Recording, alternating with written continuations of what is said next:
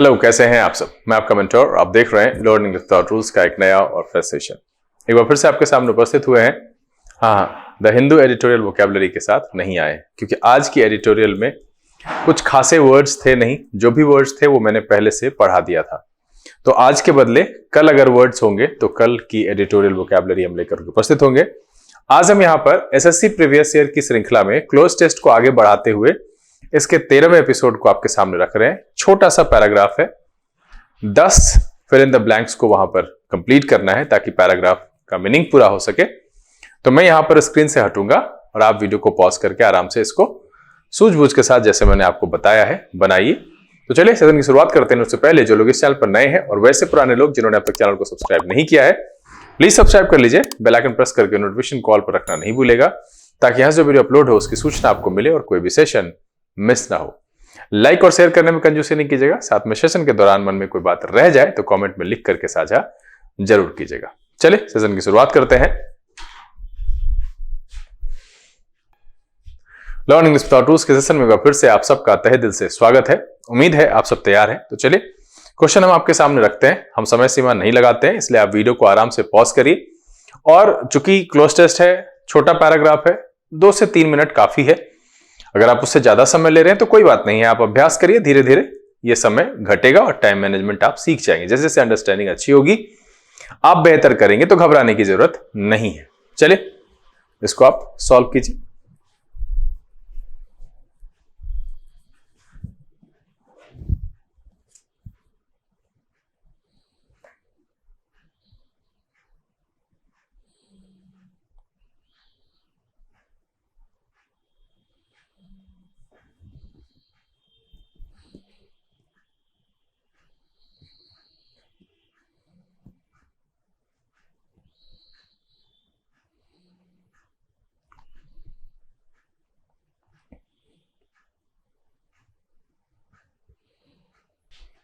चलिए, उम्मीद है कि आप सब ने इस छोटे से पैराग्राफ को बहुत ही आसानी से बना लिया होगा और सही सही जो है आंसर मार्क किए होंगे, समझ गए होंगे।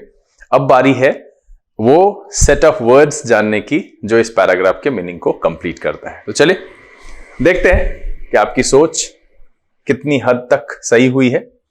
अब यहां पर सबसे पहले मैंने क्या कहा था कि आपको यह देखना है कि इसमें कितने जो है सेंटेंसेस हैं, क्योंकि वो तरीका मेरे लिए आसान होता है।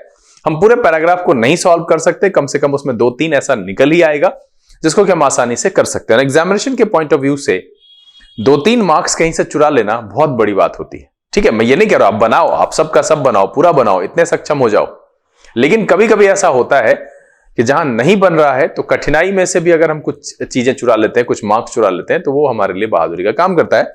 और मेरे लिए मैं समझता हूं कि ये एक आसान तरीका है, पढ़ना भी हो जाता है। तो मैंने कहा है कि ऑफलाइन वाले को फुल स्टॉप के पास तिरछी लकीर खींचनी है, ऑनलाइन वाले उसको रफ पे जो है नंबर लिखेंगे। A man can be physically dash with in stone walls and iron bars. यहां पर जो है ये पहला है। तो हमारा 1 नंबर में जो मेरा पहला क्वेश्चन जिसको हम मानते हैं उसमें एक ही फिल इन द ब्लैंक्स। उसके बाद जो दूसरा है कह रहा है his dash of movement and action may thus be dash. ठीक है, तो इसमें जो दूसरा नंबर है उसमें आएगा 2 और 3 एक साथ। ठीक है, ये डबल फिलर है। उसका जो तीसरा सेट है सेंटेंस का, but his mind and spirit will dash remain free. तो यहां पर है, इसमें एक ही है, 4 है ना, सिंगल सेंटेंस। फिर उसका जो चौथा है उसमें देखते हैं his hope and dash ideals and ambitions will still remain with in him. तो यहां पर है। ठीक है, इसमें क्या क्या है, इसमें है 5 नंबर सिर्फ। ठीक है, उसके बाद जो अगला है कह रहा है डैश टेरोनी और operation can dash the lover of liberty. तो इसमें क्या है, 6 और 7 एक साथ है, 6 और 7 एक साथ है। फिर जो इसका 7वां क्वेश्चन जो सेट है, मतलब जो सेंटेंस है, the cruelty of British dash increased the zeal and dash of the freedom fighters. तो इसमें क्या है, 8 और 9 एक साथ है। और अगला जो मेरा 8वां है उसमें कह रहा कि no prison no operation can ever dash the invincible spirit of man. तो इसमें 10 नंबर है। मैंने सही किया है, पहला पहले में है, दूसरा और तीसरा एक साथ है, तीसरे में चौथा है, चौथे में 5वां अकेले है, छठा और 7वां एक साथ है, छठा 7वां एक साथ है, 8वां और 9वां एक साथ है और 10वां एक साथ में 1, 2, 3 और 4 आपका सिंगल फिलर है और 1, 2 और 3 जो है वो डबल फिलर है ना। तो 6 और 4 उधर से हो गए। चलिए अब हम बारी बारी से पढ़ते हैं। कह रहा man can be physically dash with stone walls and iron bars. तो यहां पर प्रचलित होने, जीत लेने, इसका देखिए अब मैं वर्ड की मीनिंग यहां पर इसलिए नहीं बताऊंगा, सब के सब जितने भी वर्ड्स है ना ये सब पढ़ाया हुआ है, सारे के सारे मैंने एडिटोरियल वोकैबुलरी में पढ़ाया है, एंटोनिम सिनोनिम्स वाले एपिसोड में पढ़ाया है। अगर आप नहीं पढ़े हैं तो अभी भी चैनल के प्लेलिस्ट में चले जाइए। अब तो एडिटोरियल की संख्या कम हो रही है धीरे धीरे, तो उस गैप में आप उसको पूरा कीजिए क्योंकि वोकैबुलरी बहुत जरूरी है एग्जामिनेशन के पॉइंट ऑफ व्यू से भी और अंडरस्टैंडिंग के लिए भी। कह रहा है कि a man can be physically confine. Confine का मतलब होता है उसको एक तरह से बंद कर देना, है ना, उसको रोक देना, घेर देना। तो यहां पर जो है सबसे बेहतर आंसर जो है वो सी है। प्रिवेंटेड और लिमिटेड से कोई मतलब नहीं, सबसे बेहतर जो सेंस दे रहा है उसमें सी नंबर ऑप्शन है कि a man can be physically confine with in stone walls and iron bars. उसको जो है कन्फाइन कर दिया जा सकता है ना, स्टोन वॉल्स और आयरन बार्स के द्वारा। कह रहा हिज डैश ऑफ मूवमेंट। अब यहां पर कह रहा वांट, फ्रीडम, नेचर एंड वे। सबसे बेहतर है जब हम किसी को कन्फाइन करेंगे तो वहां पर बात फ्रीडम की होगी, तो सबसे बेहतर जो 2 नंबर में ऑप्शन आ रहा है वो आ रहा है बी। पहला का जो ऑप्शन आया है वो है मेरा सी। मैं इसी के बगल में लिख देता हूं। कह रहा है कि his freedom of movement and action may thus be dash. अब जब उसको कन्फाइन कर दिया जाएगा तो क्या हो सकता है, फ्रीडम जो मूवमेंट का फ्रीडम है, एक्शन का जो फ्रीडम है वो रिजेक्टेड नहीं होता है, एडजस्टेड नहीं हो सकता है। एडजस्टेड हो सकता है, एडजस्ट कर सकते हैं, बट जब उसको हमने कन्फाइन किया है तो वो रिस्ट्रिक्ट हो जाएगा। सबसे बेहतर सेंस जो है यहां पर वो दे रहा है डी। तो 3 नंबर का क्या हो जाएगा, ये हो जाएगा डी। अब फिर से इसको पढ़ के देखते हैं कि his freedom of movement and action में दस बी रिस्ट्रिक्टेड। तो मेरा यहां तक हो गया 2 और 3। अब अगले पर बढ़ते हैं। कह रहा but his mind and spirit will dash remain free. लेकिन ऐसा कर देने से उसका माइंड, आप पता है ना माइंड, इंसान के जो माइंड और स्पिरिट है आप उसको कैद नहीं कर सकते, तो वो क्या रहेगा, स्टिल फ्री रहेगा। सबसे बेहतर सेंस यहां पर दे रहा है स्टिल रिमेन फ्री। आगे क्या कह रहा है, his hope and dash ideals and dash. अब यहां पर होप के साथ क्या होगा, एस्पिरेशन। एट्रीब्यूट्स का कोई मतलब नहीं है, अचीवमेंट्स एंड नीड्स नहीं, एस्पिरेशंस। होप है तो उम्मीद है, उसके साथ अभिलाषा जुड़ेगा, क्या हो जाएगा, hope and aspirations. A number. यहां नहीं, ये 5वें का नहीं है भैया, 7वें का नहीं है, 5वें का है। तो यहां पर क्या हो जाएगा, 5वां का a, aspirations. Ideals and ambitions will still remain with him. बिल्कुल सही है कि उसकी जो होप है, उसका जो एस्पिरेशंस है, उसके जो आइडियल्स हैं और एम्बिशंस हैं वो स्टिल उसके साथ रहेंगे। कह रहा है dash tyranny of operation can dash the lover of liberty.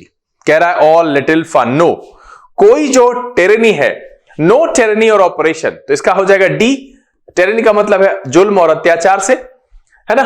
Operation can dash the lover of liberty.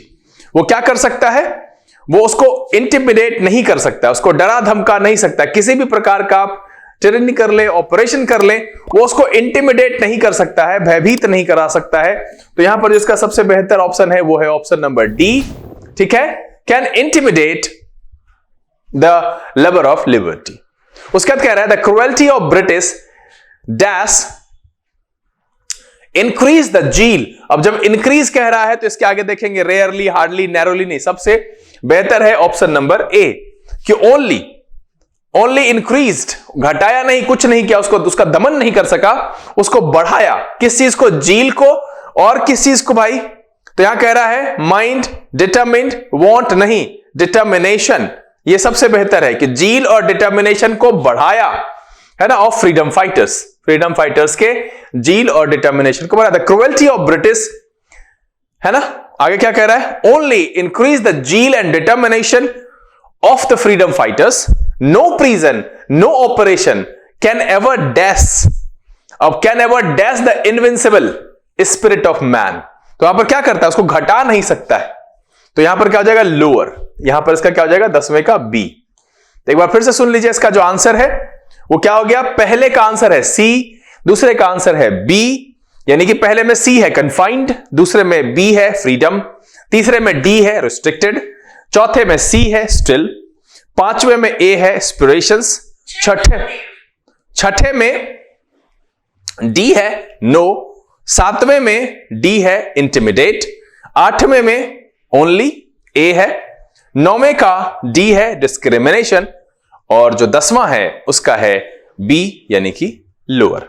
चलिए अब कुछ वर्ड्स है यहां पर देख लीजिए, इसको ऐसे बताने की जरूरत नहीं है, सब आपको पता है। टिरनी का मतलब अत्याचार, जुल्म और निरंकुशता से है यहां पर, ठीक है। इनविंसिबल का मतलब अजय से है, अजय से है। प्रिवेल का मतलब प्रचलित होने और जीत लेने से है। कन्फाइन का मतलब है सीमित रखना या कैद करने से है। एस्पिरेशन का मतलब महत्वाकांक्षा और चाह से है। और इंटिमिडेट का धमकाने और भयभीत करने से है। ये मैंने आपको ऑलरेडी पढ़ाने के दौरान बता ही दिया है। उम्मीद है कि इस छोटे से पैराग्राफ को आपने सक्सेसफुली बना लिया होगा और अधिकांश आंसर आपने जो टिक किए वो भी सही हुए होंगे। तो सबसे पहले अपने द्वारा प्राप्त किए गए अंक कमेंट में लिख करके मुझे बताइए जरूर। और अगर कोई परेशानी हुई है सेशन के दौरान, कुछ कठिनाई महसूस कर रहे हैं, तो आप मुझे कमेंट में लिख करके साझा कर सकते हैं और करना भी चाहिए। मैं अगले दिन कोशिश करूंगा कि उसके निदान को लेकर के आपके सामने उपस्थित हूं। बहरहाल उम्मीद तो यह है कि यह छोटा सा सेशन, जो कि ज्यादा कठिन तो नहीं था, बट सिखाने वाला और मजेदार जरूर था, और ये वीडियो आपको फाइनली पसंद आया। अगर ये वीडियो अच्छा लगा, आप इसको लाइक कर दीजिए। अब तक चैनल सब्सक्राइब नहीं किया है तो प्लीज सब्सक्राइब कर लीजिए। बेल आइकन प्रेस करके नोटिफिकेशन कॉल पर रखना नहीं भूलेगा, ताकि जो वीडियो अपलोड हो उसकी सूचना आपको मिले और कोई भी सेशन मिस ना हो। समय यहां से विदा लेने का, बहुत जल्द इस तरह के एपिसोड के साथ फिर आपके सामने उपस्थित होंगे। तब तक के लिए आप घर में रहिए, अपना और अपने परिवारजनों का ख्याल रखिए, खुश रहिए, मस्त रहिए, लेकिन पढ़ते लिखते जरूर रहिएगा। लर्निंग विदाउट रूल्स के जन से this is B K Singh signing off. Keep reading, keep practising. Thank you, God bless you.